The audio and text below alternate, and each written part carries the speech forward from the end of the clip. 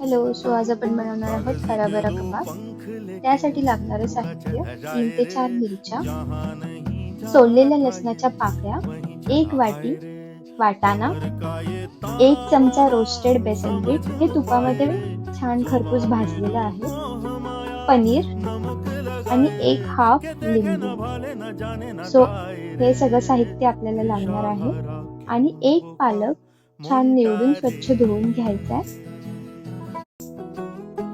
त्याचप्रमाणे एका भांड्यामध्ये गरम पाणी 1 ग्लास टाकायचे आणि त्यामध्ये वाटाणा, बटाटा आणि पालक हे 3 ते 4 मिनिट छान बॉईल करून घ्यायचे. पालकचा कलर जाऊ नये म्हणून आपण त्याला थंड पाण्यामध्ये ब्लांच करणार आहोत आणि हे सगळं मिश्रण एकत्र वाटून घ्यायचे. त्यामध्ये थोडीशी आल्याची पेस्ट ऍड केलेली आहे.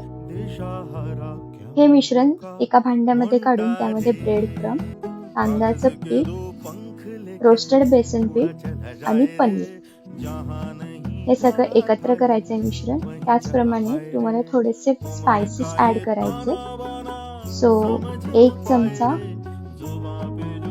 मिरची पावडर, 1 चमचा धने पावडर, हाफ चमचा चाट मसाला किंवा आमचूर पावडर ऍड करू शकता आणि थोडासा गरम मसाला.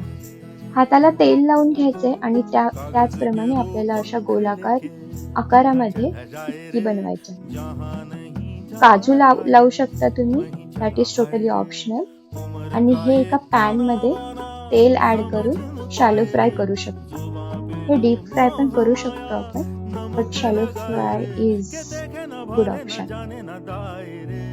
त्यानंतर दोन्ही साईडने छान खरपूस भाजून घ्यायचे आणि हे आपण सर्व करू शकतो हिरव्या चटणी सोबत. आणि त्याचप्रमाणे आम्ही सॅलड पण बनवलेलं आहे. सो सॅलड असल्यानंतर त्याला एक छान टेस्ट येते. सो अशा प्रकारे तुम्ही सर्व करू शकता हराभरा कबाब.